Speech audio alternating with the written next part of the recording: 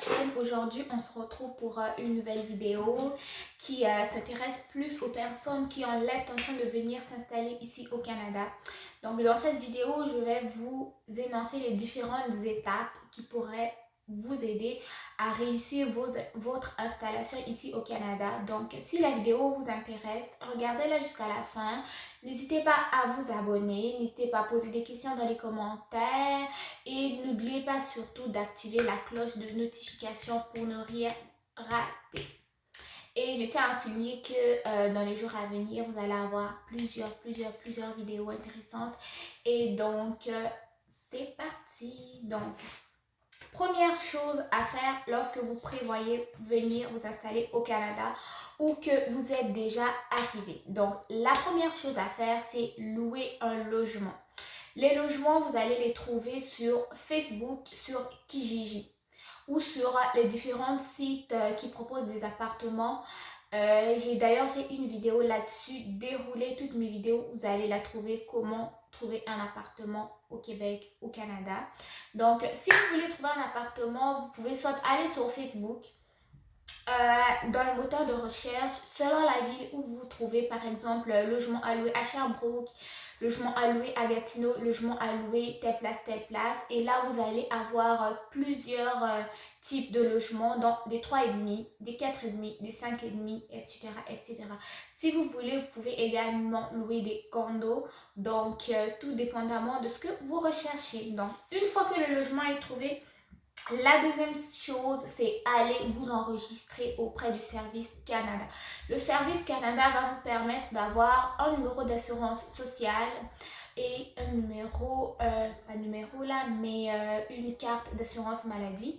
Et donc, vous pouvoir vous enregistrer à la RAMQ. Donc, si vous arrivez en tant qu'étudiant étranger ou en tant que résident permanent, vous allez donc avoir différents processus qui vont concerner pas toutes là, mais les résidents permanents vont avoir un circuit à eux, les étudiants étrangers aussi vont avoir un circuit à eux, mais c'est très important dès que vous arrivez d'aller vous enregistrer auprès du Service Canada.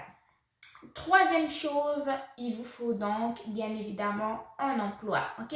Si vous arrivez en tant qu'immigrant, donc troisième chose, vous allez trouver un emploi et je vous assure que l'emploi, c'est pas ce qui manque au Canada, l'emploi, c'est pas ce qui manque au Québec. Donc, si vous êtes au Québec, ben, vous pouvez trouver des emplois sur Facebook, sur Internet, sur Google, juste aller taper emploi disponible à Chicoutimi, emploi disponible à Jonquière, emploi disponible à Alma, emploi disponible à Gatineau, emploi disponible à Montréal, emploi disponible à Québec. Et c'est très facile donc de trouver un emploi. Et aussi, vous pouvez télécharger ou vous enregistrer par courriel sur des sites comme Indeed. Ça, vous allez pouvoir recevoir des alertes lorsqu'il y a des types d'emplois selon la catégorie que vous cherchez dans votre ville. Donc, cinquième chose à faire, je pense que je suis rendue à la cinquième, 1, 2, 3, non, quatrième chose à faire, c'est donc aller faire vos équivalences. Vos équivalences de diplôme de type professionnel ou peu importe, directement. Donc, ne tardez pas, ok? N'attendez pas 1 an, 2 ans, 3 ans, 4 mois, 5 mois, 6 mois. Une fois que vous allez commencer les démarches plus tôt, une fois que vous allez avoir les réponses plus tôt, et là, ça va vous permettre de savoir dans quel chemin vous orienter. Si votre compétence d'étude est reconnue, vous allez soit suivre le cheminement pour pouvoir directement exercer votre profession ou soit vous allez devoir faire des stages d'actualisation, tout dépendamment de la profession que vous avez étudiée et la profession que vous avez, donc vous voulez en fait obtenir l'équivalence. Donc, pour ce qui concerne les comptables, il y a un site spécial pour eux. Pour ce qui concerne les infirmières, il y en a. En fait, pour tout ce qui concerne tous les genres de métiers, vous pouvez aller demander une équivalence. Donc, l'équivalence se demande selon le type d'emploi. Si vous voulez demander une équivalence en ce qui concerne les soins infirmiers, eh bien, vous allez aller au niveau de l'ordre des infirmières. Si c'est pour la comptabilité, l'ordre de comptable, travailleur social, l'ordre de travailleur social, ok? Tout cela est facilement trouvable sur Internet, sur Google. Il suffit de connaître l'informatique et vous allez trouver l'explication et ce que vous recherchez très facilement. Cinquième chose, donc, si vous êtes étudiant ou vous voulez retourner à l'école, c'est très important d'aller directement vous inscrire ou faire une demande d'admission. À savoir que ici au Québec, il y a 3 trimestres auxquels vous pouvez vous inscrire, soit le trimestre d'automne, d'été ou d'hiver. Et ça dépend, en fait, chaque trimestre a une date, comment on appelle? Une date de fin, pas une date de fin là, mais une date limite d'inscription et de demande d'admission. Par exemple, si vous voulez vous inscrire pour l'automne, dès avril ou mars, il faut déjà faire la demande d'admission, ok? Ou l'inscription. En fait, moi, là, je vais avoir une session d'automne 2021 et l'inscription a déjà été faite depuis le 6 avril. Ok? Donc, ne pensez pas que si vous commencez vos études en septembre, vous allez faire votre demande d'admission en septembre ou en août. Ça se fait déjà à l'avance. Donc, c'est très important d'aller également vous renseigner sur le site internet, soit de l'université ou du cégep auquel vous voulez aller. De regarder les dates limites d'inscription au trimestre qui vous intéresse, ok? Pour ne pas être surpris. Par exemple, vous arrivez en février et vous voulez vous inscrire au trimestre d'été. Et là, vous passez, alors que le trimestre d'été, c'est généralement juin à juillet. Et là, vous arrivez en mai, alors qu'en mai, déjà, les inscriptions du trimestre d'été sont déjà faites, déjà d'avance. Là, vous allez mal vous retrouver. Donc, c'est très important de le faire plus tôt, de vérifier les dates plus tôt, d'envoyer ses diplômes, ses relevés des notes plus tôt, afin de permettre une évaluation rapide de vos diplômes, de vos compétences et d'avoir une réponse plus tôt aussi. Et sachez que dans la plupart des universités, des cégep, il y a des places qui sont limitées selon le type de programme. Quand on parle, par exemple, d'un programme contingenté, ça veut dire qu'il y a un nombre de places précis et ça prend certains critères qui sont précis. Ok? Non seulement il faut être là plus tôt pour la place et aussi avoir donc les compétences qui vont vous permettre d'être admissible, ok? Même si la place est là, mais vous n'êtes pas admissible, vous ne pouvez pas intégrer le programme. Mais si c'est un programme avec des places limitées, ça va être très important d'aller déjà plus tôt vous inscrire afin de réserver votre place. Parce qu'il arrive que dans certaines sessions, la personne s'est inscrite en retard, malheureusement, et le cours commence, mais vu qu'il n'y a pas assez de place, la personne est obligée d'attendre le trimestre suivant si le cours se donne par chance ou non le trimestre suivant pour pouvoir faire son cours. Ok? Donc, sixième chose, allez récupérer votre carte d'assurance maladie. Car votre carte d'assurance maladie va vous permettre d'avoir accès à un médecin de famille. Les médecins de famille au Québec, au Canada, c'est très important. Ça va vous permettre d'économiser du temps à aller à l'urgence. Ça va vous permettre d'économiser du temps à aller, à vous chercher en fait. Parce que quand vous avez un médecin de famille, vous pouvez juste appeler à la clinique pour demander un rendez-vous. Vous allez faire vos suivis plus facilement. Et si besoin, le médecin communique directement avec vous. Donc là, vous n'êtes pas obligé d'aller passer 5 heures, 6 heures à l'urgence si votre problème de santé n'est pas très majeur. Donc, comme pour les suivis, des prises de sang réguliers, c'est très important que vous ayez un médecin de famille. Ok? Donc, c'est grâce à l'assurance maladie aussi que ça va vous permettre d'avoir un médecin de famille. Et j'insiste que c'est très important d'avoir un médecin de famille ici pour des suivis plus réguliers. Même si des fois, ça arrive qu'on attende 6 mois, 1 an et demi avant d'avoir un médecin de famille ou que notre médecin de famille nous appelle pour des suivis. Et quand même, des fois, c'est quand même important. En gros, allez chercher votre carte d'assurance maladie pour pouvoir avoir accès à un médecin de famille. Chose suivante, le permis de conduire. Le permis de conduire. J'insiste tellement parce que, sérieux, je suis découragée, je suis stressée, je suis angoissée. Je pense que je l'ai déjà dit dans une vidéo antérieure, mais ça va faire 5 ans que je suis ici au Québec, j'ai toujours pas mon permis de conduire et là, ça commence à urger. Ça commence à urger, ça commence à urger, ça commence à urger. C'est urgent. Je m'explique, ok? Quand vous vivez en région, ok? Le permis de conduire est très important, ok? Non seulement il n'y a pas de métro, il y a le bus, mais le bus aussi a ses heures, ok? Donc, si vous travaillez à minuit une fin de semaine, il n'y a pas de bus des fois, ok? Et si vous travaillez les jours de semaine, il y a des heures régulées que le bus passe. Des fois, selon votre horaire, vous n'aurez pas accès au bus. Et moi, ça va faire 5 ans que je me déplace en taxi, en taxi, en taxi, en taxi. Je ne sais plus combien de sous que j'ai dépensé là-dessus. Okay? Ça fait 4 fois que je rate mon examen de conduite parce que je n'ai pas assez de temps pour me pratiquer. Et parce que je le passe à chaque fois dans une ville différente. Et je ne pratique pas régulièrement dans la même ville. Okay? Et parce que j'avais eu une période de pause de 2 ans à cause de différentes raisons. Et là, avec les ouvertures d'emploi, les avantages que procure un permis de conduire, là, je suis en train de me botter derrière pour pouvoir l'avoir. Parce que là, les gars, je vous assure, si vous voulez une autonomie professionnelle, autonomie de vous déplacer, autonomie d'aller où vous voulez, qu'il pleuve, qu'il neige, qu'il vente, rien à foutre du taxi, rien à foutre du bus, il vous faut votre permis de conduire, ok? Le permis de conduire, pour le faire, il faut que vous ayez vous inscrire dans une école de conduite. Ici, souvent au Québec, là, ils font affaire avec technique. Et il y a une portion qui est théorique plus pratique. Donc, l'examen est en 2 portions, bien sûr. Et le cours au complet coûte à peu près 1100$ et quelques. OK? Et chaque examen pratique coûte une vingtaine de dollars. Chaque fois que tu échoues, tu recommences. Chaque fois que tu échoues, tu recommences.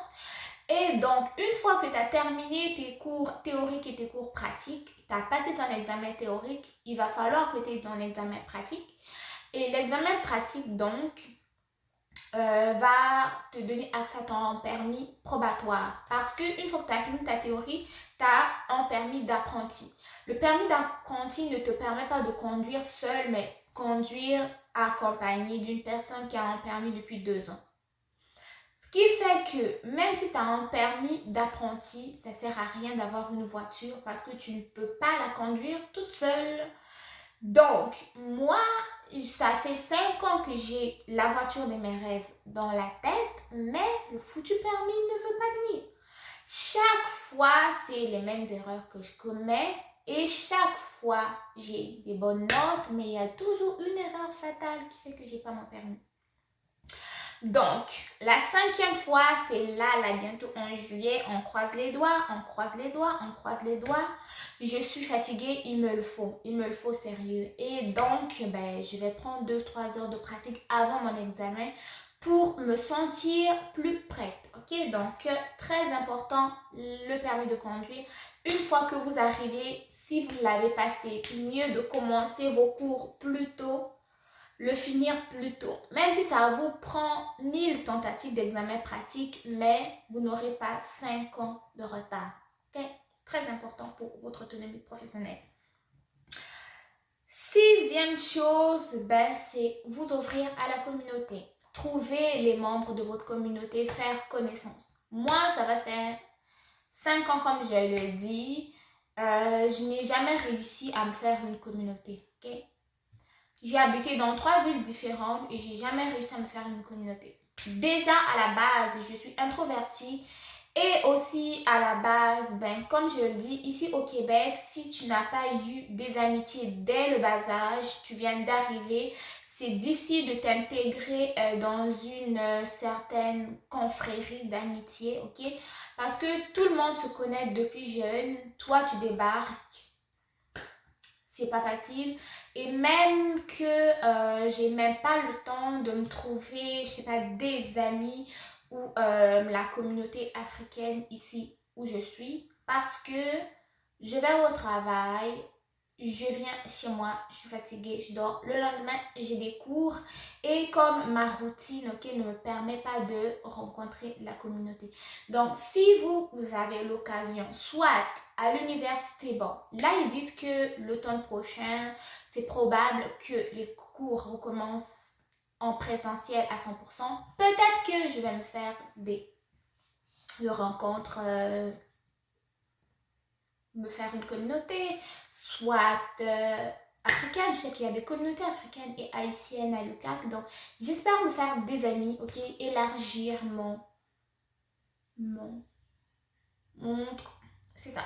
Donc, vous, si vous êtes capable, faites-le. Je sais que dans des grandes villes comme Québec, Montréal, il y a beaucoup de communautés interculturelles, mais ici en région, c'est difficile si tu n'es pas introverti, si tu ne si